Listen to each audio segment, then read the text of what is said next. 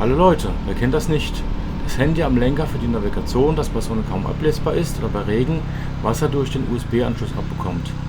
Die Sorge, dass es bei der nächsten Bodenwelle davonfliegt oder durch Vibrationen leidet. Dazu noch eine separate Actioncam, falls mal was passiert. Das Cockpit wird schnell zu einer unübersichtlichen Bastelbude. Seit Jahren suchen wir nach der einen sauberen Lösung.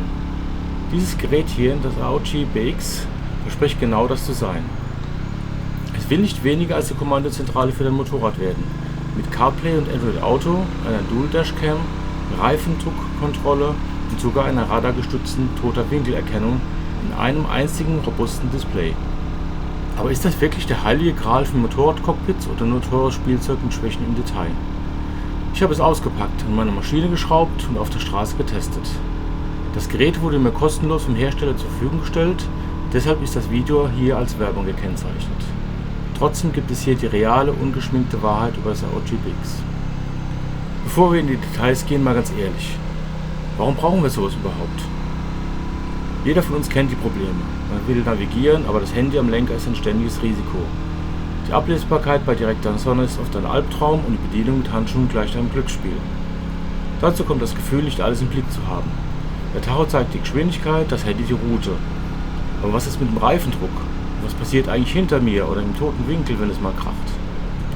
Genau diese Nervpunkte will das AOG BX lösen. Es verspricht, eine All-in-One-Lösung zu sein. Ein helles, handschuhfreundliches 5,5 Zoll Display mit Apple CarPlay und Android Auto für nahtlose Navigation und Musik. Eine Dashcam für vorn und hinten, die alles aufzeichnet. Ein Reifendruckkontrollsystem, das vor bösen Überraschungen warnt. Und das Highlight? Eine aktive Toter-Winkelüberwachung, die dich vor Gefahren von der Seite warnt.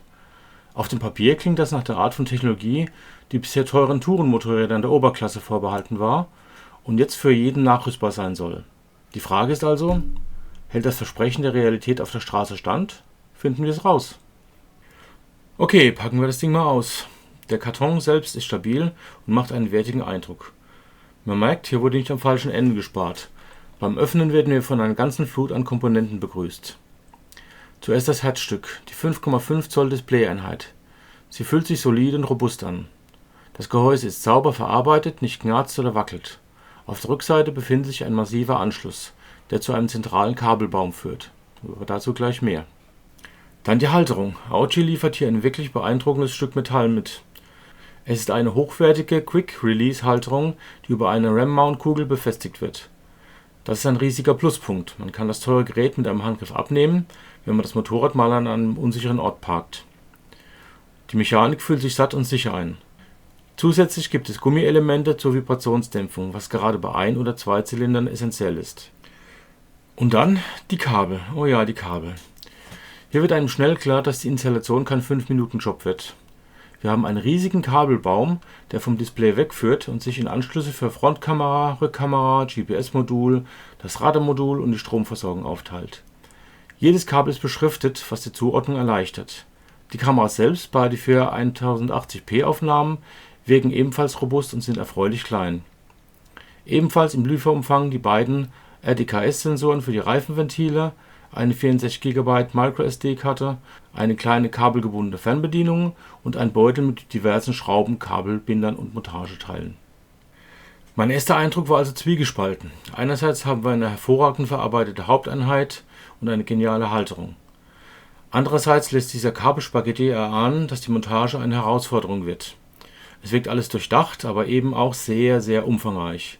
Hier trennt sich wahrscheinlich schon der Plug-and-Play-Käufer vom ambitionierten Schrauber. Kommen wir zum Elefanten im Raum, der Installation. Und ich sag's wie es ist, nehmt euch Zeit. Das ist kein Projekt für eine schnelle Stunde am Samstagnachmittag. Die größte Herausforderung ist nicht das Anschrauben der Komponenten, sondern das saubere und sichere Verlegen der unzähligen Kabel. Der erste Schritt ist die Positionierung der Halterung am Lenker. Das geht dank des RAM-Mount-Systems relativ einfach und flexibel. Man findet schnell eine gute Position, die die Sicht auf die originalen Instrumente nicht verdeckt. Danach beginnt die eigentliche Arbeit. Man muss einen Weg für die Kabel der Front- und Rückkamera finden. Die Frontkamera habe ich direkt unter dem Scheinwerfer platziert. Die Rückkamera kommt ans Heck, idealerweise in die Nähe des Kennzeichens. Zusätzlich muss das Kameramodul für die Toter-Winkelerkennung am Heck platziert werden, was einen weiteren Arbeitsschritt bedeutet. Allein das Verlegen dieser Kabel vom Heck bis nach vorne unter die Sitzbank und den Tank ist schon ein kleiner Act für sich. Der nächste Punkt ist die GPS-Antenne. Es ist ein externes Modul, was besseren Empfang verspricht, aber eben auch ein weiteres Teil ist, das versteckt werden muss. Ich habe es unter der Sitzbank platziert, wo es einen guten Empfang hat und nicht stört. Der Kabelsalat unter der Sitzbank wächst damit weiter an. Jetzt kommt das schwierigste Teil, die Stromversorgung. Das BX braucht eine Verbindung zur Batterie und ein geschaltetes Plus, damit es sich mit der Zündung ein- und ausschaltet. Ich habe das geschaltete Plus vom Rücklicht meiner Royal Enfield abgegriffen. All diese Kabel von den Kameras, vom GPS, vom Radar und von der Stromversorgung laufen in dem einen großen Verteilerkabel zusammen. Diesen Kabelwust irgendwo am Motorrad unsichtbar und sicher zu verstauen, ist die eigentliche Kunst. Bei einem großen Tourer mag das einfacher sein, bei einem Naked Bike wird es zur echten Geduldsprobe.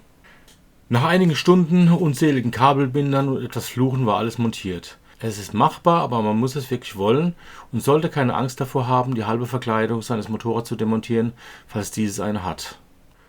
So, alles ist montiert, das Bike ist wieder zusammengebaut, jetzt kommt der Moment der Wahrheit. Zündung an und los geht's. Das Gerät startet erfreulich schnell. Das erste Koppeln meines Handys via Bluetooth war kinderleicht und dauerte keine 30 Sekunden. Das Gerät fragte sofort, ob es CarPlay nutzen soll, ich bestätigte und das war's. Seitdem verbindet sich das Handy bei jedem Start automatisch und absolut zuverlässig. Das ist ein riesiger Pluspunkt, es funktioniert einfach.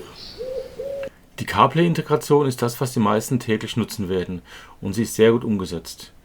Die Oberfläche ist flüssig, die Rechenleistung scheint absolut auszureichen, Apps wie Google Maps oder Kurviga laufen ohne Ruckler.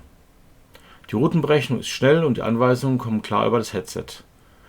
Die Bedienung über den Touchscreen ist auch mit meinen Sommerhandschuhen erstaunlich präzise. Das ist ein großer Sicherheits- und Komfortgewinn im Vergleich zur fummeligen Bedienung eines Handys. Audi wird mit einer hohen Helligkeit des Displays und das merkt man. Selbst bei direkter Sonneneinstrahlung bleibt der Bildschirm erstaunlich gut ablesbar. Außerdem passt sich die Helligkeit automatisch den Helllichtverhältnissen an, was super praktisch ist. Allerdings gibt es auch einen Kritikpunkt. Die Oberfläche des Displays ist glänzend und kann je nach Lichteinfall spiegeln. Das ist aber ein kleiner Preis für die ansonsten hervorragende Lesbarkeit. Die Kameras liefern vorne und hinten eine solide 1080p Videoqualität. Die Aufnahmen sind klar genug, um das Verkehrsgeschehen gut zu dokumentieren. Bei guten Lichtverhältnissen sind auch Kennzeichen lesbar. Die Loopaufnahme auf die mitgelieferte 64 GB Karte funktioniert reibungslos und ein G-Sensor sorgt dafür, dass bei einem Unfall die Aufnahme gesperrt und gesichert wird. Man hat einfach ein besseres Gefühl, weil man weiß, dass im Fall der Fälle alles dokumentiert wird. So, und die Blindspot Detection ist das absolute Killer-Feature des BX. Das Radar am Heck überwacht permanent die toten Winkel. Nähert sich ein Fahrzeug von hinten, erscheint eine gut sichtbare farbliche Warnung auf der entsprechenden Seite des Displays. Gleichzeitig kann ein Warnton über das Headset ausgegeben werden. Im Test funktioniert das System beeindruckend zuverlässig und gab mir beim Spurwechsel ein deutlich sichereres Gefühl. Das ist keine Spielerei, sondern ein echter Sicherheitsgewinn. Aber vergesst trotzdem nicht, über die Schulter zu schauen. Und was ich ebenfalls toll finde, das BX unterstützt Over-the-Air-Updates über die zugehörige App.